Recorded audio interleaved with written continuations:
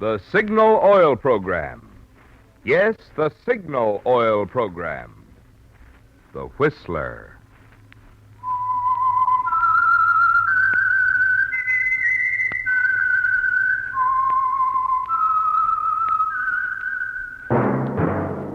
That whistle is your signal for the Signal Oil Program, The Whistler.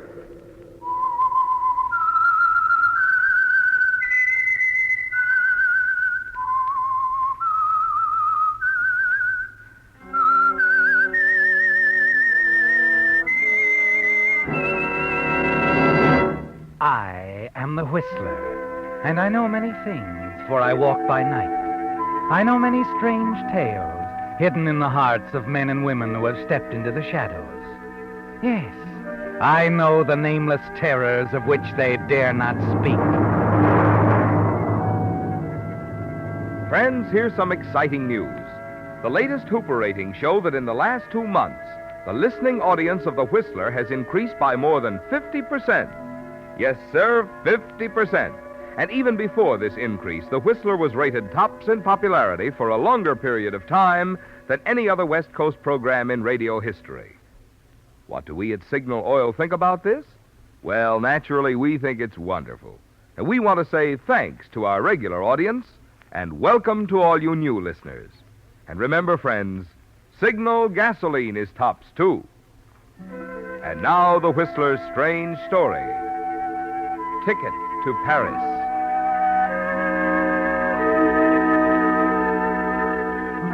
The young, attractive, dark-haired girl looked out through the dirty windowpane of the old bookshop, watched the rain as it fell on Olive Street. Then, a few minutes after 10, she locked the shop door, turned out the light, and stood for a moment in the darkness. She rubbed her arms and shuddered, and then hurried through the darkened bookstore.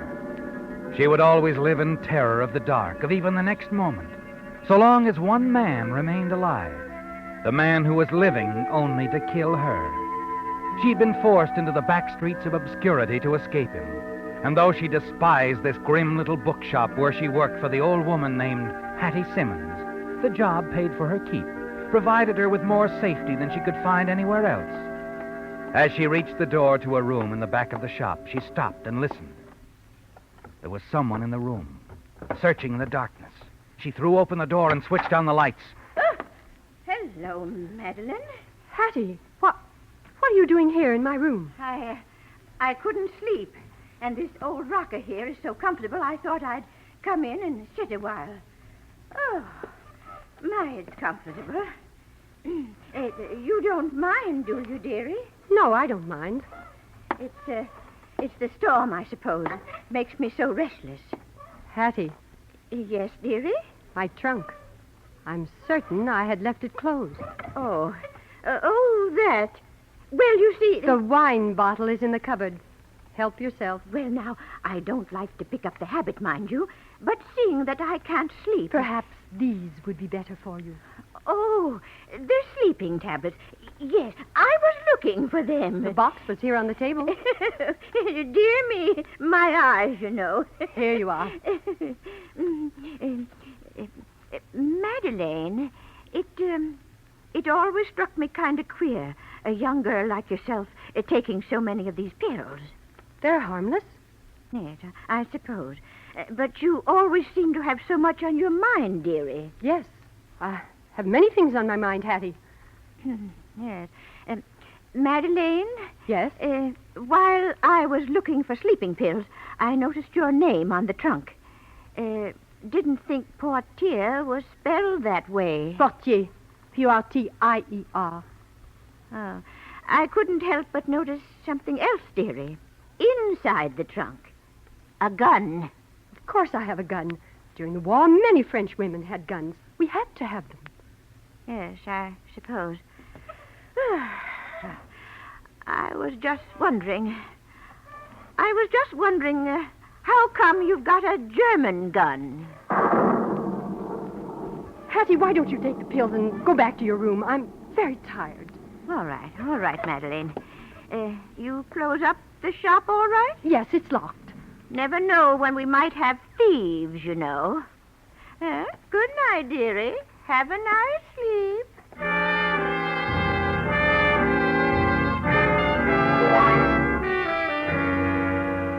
You watch Hattie waddle out the door, and when she's gone, you hurry to the bureau. From the top drawer, you take out a folded newspaper, and for the 100th time, you stare at the photograph on the front page. The photograph of a man in a Nazi uniform. Over it is the name Heinstadt and a question mark. Next to it is another photograph, a young, smiling American correspondent, Alan Tennyson, recently home from Europe. You slip the newspaper into the pocket of your raincoat and hurry out of your room into the shop. And then as you open the front door... Hiya, Frenchie. Oh, you frightened me. What are you doing here, George? Can a guy come around to see his old aunt once in a while? Huh? Hattie has gone to bed. Fine. I really didn't come around to see her anyway. I'm sorry. I'm going out. Hey. What's your hurry? George, please, let me by. It's raining, baby. Terrible night to be out. Please. Much better to stay in. Curl up with a good book. Or something. Madeline? Madeline, is that you out there? I thought you said the old goat had gone to bed. Madeline, what? Oh, it's you. What are you doing here, George? That seems to be the burning question of the week. Good evening, Aunt Hattie. Madeline, I thought you were going to bed. No, I decided to go for a walk. In this weather, dearie? Don't worry about me, Hattie. Good night.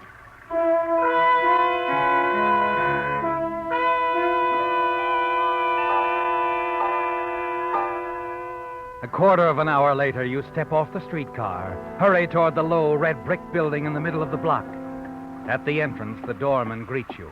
Good evening, miss. This is the Sequoian Club? Yes, it is. Well, a newspaper man, Mr. Tennyson, is giving a lecture here. Could I go? Oh, it's over, miss.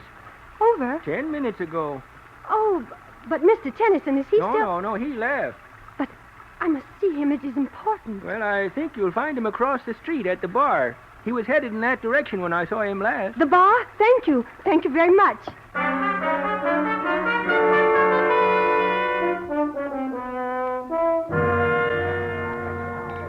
Here we are. Drink? No. Well, if you won't have a drink, what's on your mind? Mr. Tennyson, there was a story in the paper yesterday about a man, a German named Heinstadt. Heinstadt. Yeah, that's one of my stories. What about it? This man they're holding in a Paris prison. The French government is not certain he is really Heinstadt. No, they're not. Plastic surgery is a great thing. But certainly there are ways... They know what they're doing. It'll take a little time. You, sure you won't have a drink? No. Well, it's Heinstadt, all right. Look, what makes you so interested in this? Oh, I am curious. Yeah, that's been established. I used to know him. That's so? When? During the war in my country when the Nazis occupied Paris. You speak pretty good English for a mamselle. I was educated in England. I see. And just how did you and this Heinstadt get along? Not very well, I am afraid. I'm sorry. You have heard of the Chateau Polonais? Well, I've been there. It used to be Heinstadt's headquarters in Paris. So? Well, before the war, I worked at the chateau for a very fine family. Then Heinstadt took over. Only the servants remained. We were forced to work for Heinstadt. Not very pleasant, huh? Especially for a girl. Pretty one at that. It was unpleasant for several of us. So now you'd like to see Heinstadt get what's coming to him. But first they must be certain it is the right man. There must be no mistake. Oh, there won't be. But like I said before, it'll take time. It wouldn't take me to any time. I would know him instantly. Uh-huh. Why are you looking at me like that? You are pretty. Very pretty. Yeah. You'd look good on the front page. What? My picture? My syndicate could use a follow-up story on Heinstadt. French girl tells all. Sinister figure of Paris occupation. Oh, no, Think of the publicity, baby. Wouldn't do you a bit of harm. And with the movie studios only a stone's throw... No, I'm not interested. Well, that's a switch. I was sure that's what you were driving at. Excuse me, Mr. Tennyson, I must go. Just a minute. Please. What's really on your mind? Nothing. Nothing at all. Why? You interest me.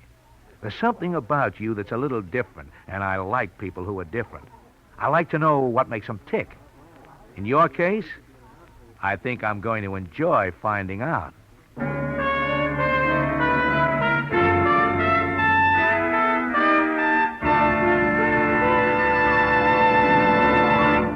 With the prologue of Ticket to Paris, the Signal Oil Company brings you another strange story by The Whistler. Because the past several months of cold weather have been particularly tough on car batteries, here's some news that's worth remembering. There's now available an improved type battery, which is not only much more powerful, but lasts far, far longer. I'm referring to the new Signal Deluxe battery, sold only at Signal service stations. Unlike ordinary batteries, which may be guaranteed for 12 or 18 months, Signal Deluxe batteries are guaranteed a full 30 months on a service basis. Also, Signal Deluxe batteries deliver up to 35% more power to give you quick, dependable starting and to take care of the many electrical gadgets on modern cars. The secret of this superior performance in Signal Deluxe batteries is their superior construction, which includes the latest type all-rubber separators, plus an improved design all-rubber case, which requires water less often. When you take into account the generous trade-in Signal dealers are now offering for old batteries, you can see why, any way you look at it, this is today's best battery buy. So be sure you remember the name of this extra powerful battery that's guaranteed a full 30 months, the Signal Deluxe battery. And remember where you get it, at your nearest Signal service station.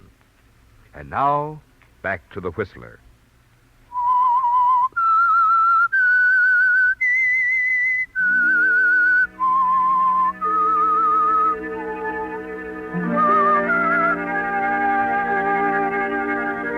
Yes, Madeline. The thought of your picture in the newspaper, the publicity frightens you, doesn't it? And that's why you ran away from the correspondent named Tennyson, the man you went to for information on the German who is now being held in a Paris prison. You hurry back to the little bookshop, spend a sleepless night wondering if the prisoner is Heinstadt. You wonder, too, about the newspaper man, if he really meant it when he said that he would find out more about you. The next day, find you in the bookshop as usual, and by afternoon, you're convinced you've seen the last of Tennyson, when suddenly a voice behind you... Pardon me. I'm interested in a mystery called Why Doesn't Mademoiselle Want Her Picture Taken? Mr. Tennyson. Hi. How did you find me? Let's go next door. We'll talk about it over coffee. No, I'm alone in the shop. Besides, there's nothing to talk about. You gave me quite a chase last night. Why are you afraid, Madeline? How did you know? The cop on the beat said it was Madeline. Madeline what? Simoneau. How about Portier? Mr. Tennyson, what do you want of me? I want to know why you're so interested in Heinstadt, or the guy they think is Heinstadt. I told you. Yeah, but not all of it. So he was a big, nasty character. All right. The day of the liberation of Paris, Heinstadt was prepared to abandon the chateau. I locked him in a room so the Americans would capture him. He pleaded with me, promised anything if I would let him go. When I refused, he swore he would kill me if he ever got away. So that's it.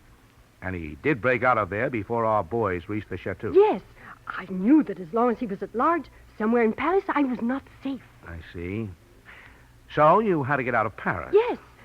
Later, I came to America. Still don't feel too safe from Heinstadt, huh?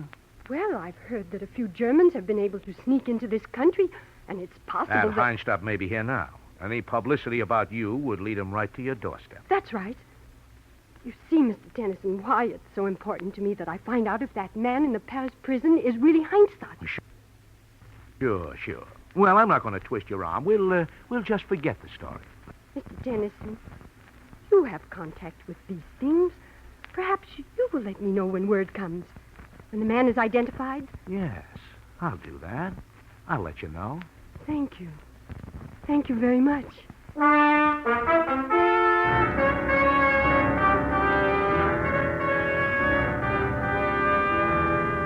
The days pass slowly, don't they, Madeline? And Alan Tennyson doesn't call. You wonder what is causing the delay, why the French authorities can't make up their minds about the man in prison. Perhaps you tell yourself the government has decided the man isn't Heinstadt, and that the matter has been quietly shelved. Yes. And if that's the case, the man who has sworn to kill you is still at large, perhaps right here in Los Angeles. You become increasingly nervous as the days go by, and then finally there's a telephone call from Tennyson. He sounds urgent. Asked you to meet him at the bar where you'd met before. Oh, Madeline, over here. Oh, yes. Am I on time, Mr. Tennyson? Oh, you are. Sit down here. Thank you. Oh, waiter, champagne. The lady's here. Champagne. Ah, it's an occasion, Madeline. Well, you have something to tell me. Please don't keep me in suspense. Listen, for you. April in Paris. Mr. Tennyson, Wait. There's still the champagne. Been in this bottle since 1922. Ah, there you are, sir. Oh, Mr. Tennyson, please tell We'll me. drink to it, Madeline. Your glass. The wire came this afternoon. That man in prison. He was Heinstadt. Yes, not a doubt in the world. Oh, They were going to force him to stand trial, but he didn't escape again. no. He's dead. Swallowed poison. Oh, no. Oh, delight or remorse? Well, in winning, we can afford some sympathy for the loser. Yeah, I guess it's only you. But, oh, I'm so happy now, Mr. Tennyson. Drink the champagne. To Paris. The Paris I love. To the Paris you love, Madeline.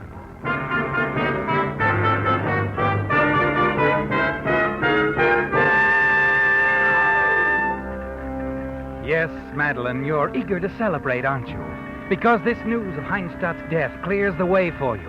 Yes, not just to the Paris you loved, but to the hidden wealth in the cellar of the Chateau Perlinès. Only you know about that, Madeline, because it was you who hid it there. A fortune, Madeline, yours now for the price of a ticket to Paris. That's all you need to do. Return and take what belongs to you through your own cleverness. Hurrying back to the bookshop after leaving Tennyson, you're thinking of only one thing: where to get the money for your ticket. You're so deep in thought that you don't even notice Officer Davies outside the shop. He looks at you concerned. Miss Madeline. What? Oh, Officer Davies. Inside, Hattie and that nephew of hers. George? Uh-huh. They're having a lulu of a fight. I started to go in, but I I'll thought... take care of it, Officer Davies. It's nothing. But why not, Hattie? I'm not asking for the moon. You heard my answer. Now go, George. You see what I mean? Sometimes I can wring your neck. I said go. All right, I'm going. George. Let me by. But, oh, well. He's hot-tempered, all right. And if looks could kill... Excuse me, Officer Davies. I've got to talk to Hattie. Yeah, sure. I'll be moving along, man. George? No, Hattie.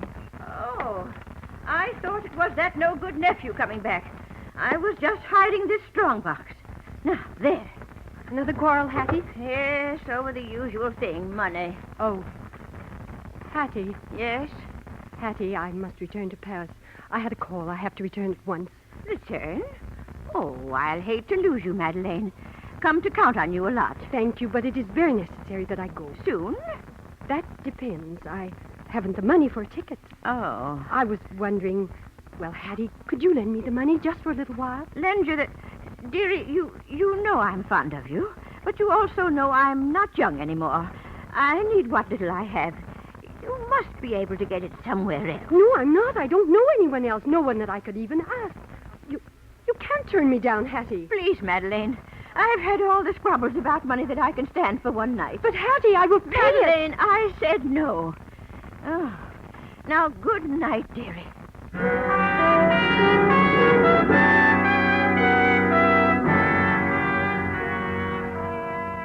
She's refused you, Madeline. When you counted on her so much. But it isn't over, is it? No, it can't be. You have to get to Paris, even if it means stealing the money. You'll be able to repay Hattie 3 times over. The following afternoon, the opportunity you've been waiting for presents itself. Hattie leaves the shop. You wait a half hour after she's gone, to be sure she's not just on an errand to the corner store. Then you close the shop, hurry to Hattie's room, and go to the drawer where she's placed the strong box. It's still there. You pick it up, hurry back to your own room, and there you try to force the lock, and then... Well, sweetheart, we seem to have the same ideas about things. George. Yeah. That's right, George. Boy with the key to the front door. I'll take the strong box, baby. No. Oh, but yes. Give it to me. And you can tell my dear aunt that she won't be seeing me for some time. No, George, you mustn't take that box. Get away from me. Give it to me, George. Get away! He shoves you aside and you fall in a daze, your head striking lightly against a trunk. You look at it, Madeline. It's your trunk, your own. And suddenly you remember there's a gun inside. Madeline, put that down. Give me that box, George. Don't come any closer to me. George, I warn you. Madeline, you wouldn't. You couldn't shoot me. Madeline.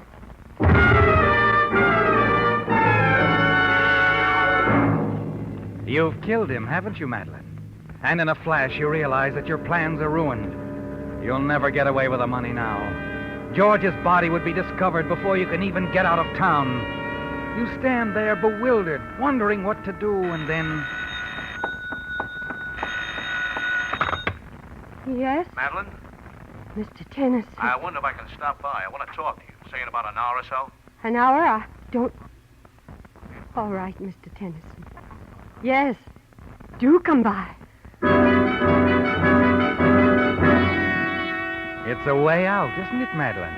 A sudden way out that's about to be given to you. A little later, you've unlocked the front door, put the strong box back in its place, and you've turned your room into a shambles, upset the lamps, scuffed the rugs, pulled things from the dresser drawers. When Tennyson arrives and walks in, you're in the middle of it all, aren't you? Yes. Sprawled out, apparently in deep sleep, the gun clutched tightly in your hand. Madeline, what is it? Wake up. Mr. Tennyson, Yeah. Is this your gun? my gun? Yes. Madeline, what have you done? What's happened here? Did you kill him? Kill him? That man behind the screen. His name was Hawley, George Hawley. I looked in his wallet. George? George Hawley? He's dead? You didn't know? What is it, Mr. Tennyson? What has happened here? The room. Look, do you remember me calling you a while ago? Yes? Yes, I remember. What happened since then? Come on, think hard. Right after your call? Yes? Hattie. She came in. Hattie? George's aunt. She owns the shop. Was he here when she came in? No, just Hattie and me. She mentioned him, though. They quarreled again. Quarreled? Over money. They were always quarreling over money. Her money? George thinks some of it belongs to him. It was left by a relative. All right, go on. Then what happened? Nothing much. We had some wine together. And is that what put you to sleep? No, I felt sleepy. Like when I take my sleeping pills. I see. Madeline, where's Hattie now? Why, I don't know. Uh-huh. You know something, Madeline? This is all too pat. What do you mean? Look at this room. The way things have been tossed around. I don't think there was a struggle here at all. You don't... This whole setup is a phony. The room was made to look like there'd been a struggle. This lamp on the floor, it didn't fall. It was placed there.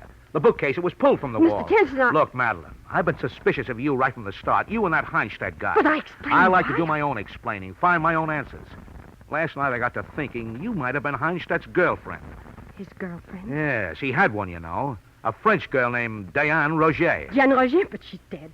She threw herself into the Seine on the night of the occupation. Yeah, that's the answer your government sent me this afternoon. Then what you were thinking last night... Last night doesn't matter, or what I thought then. The important thing now is the dead man behind that screen. But you do believe me. Like I said, this whole thing is a little too pat. It's a frame. And Hattie could have framed you. Hat? She would do this to Why, me. look, if you'd have planned to kill George, you wouldn't have tried to do it this way. I think you're a lot smarter than that. Oh, I'm glad you see it that way. Uh-huh. I better call the police now. Thank you, Mr. Tennyson. Thank you very much.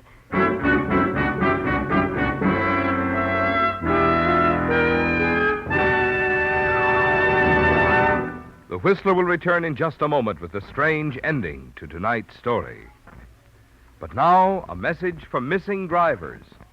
I mean drivers who are missing something. And that means you, if you're not powering your car with Signal, the famous Go Farther gasoline.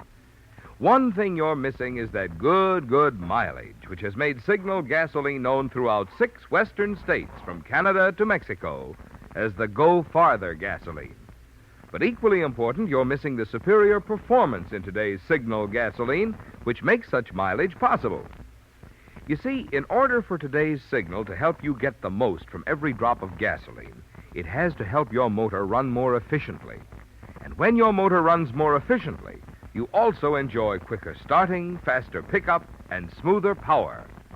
So you see, in gasoline, mileage and performance do go hand in hand. And that's why Signal says, to be sure of the tops in gasoline quality, there are just two things to remember. One, it takes extra quality to go farther. And two, Signal is the famous Go Farther gasoline. And now, back to the Whistler.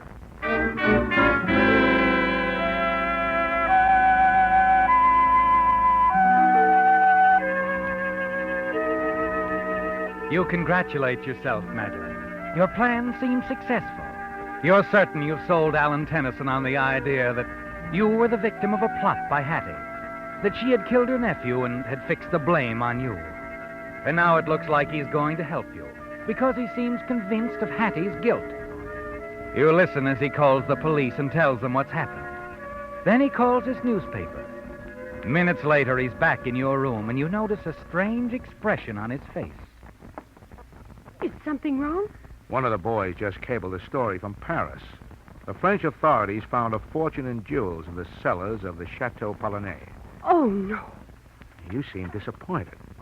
You know, that hunch I had last night, maybe I was right after all. Maybe Heinstadt's girlfriend, Diane Roger, didn't jump in the Seine the night of the occupation. Maybe it was the real Mademoiselle Portier who was pushed into the river. How about that, Diane? You will never be able to prove it, Mr. Tennant. No, I guess not. What about the dead man over there, George Hawley? Hattie tried to frame me. Madeline? Madeline? Where are you, dearie? Oh. Hello, Hattie. Officer Davis. How are you, miss? So, the police found you, Hattie. Found me? What are you talking about, dearie? I've been with Officer Davis all afternoon. We went down to Long Beach. Hattie wanted someone to go along with her. Protection, you know. And it was my afternoon off. Protection? That's right, dearie. Forget what I said last night. I changed my mind. I decided to go down to the bank where my brother works to get the money you wanted for your ticket to Paris.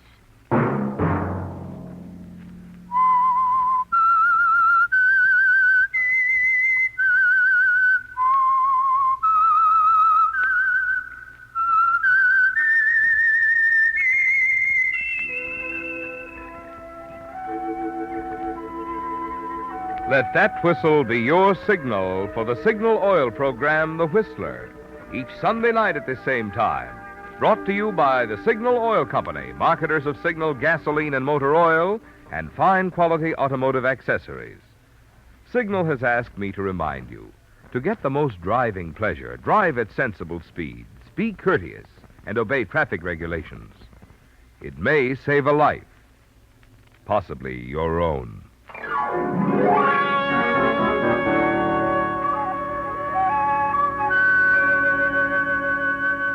Featured in tonight's story were Nan Boardman and Eddie Marr. The Whistler was produced and directed by George W. Allen, with story by Robert Stephen Brody and music by Wilbur Hatch, and was transmitted to our troops overseas by the Armed Forces Radio Service. All characters portrayed on the Whistler program are fictional. Any similarity to names or resemblance to persons living or dead is purely coincidental. Remember, at this same time next Sunday, another strange tale by The Whistler. Marvin Miller speaking. This is CBS, the Columbia Broadcasting System.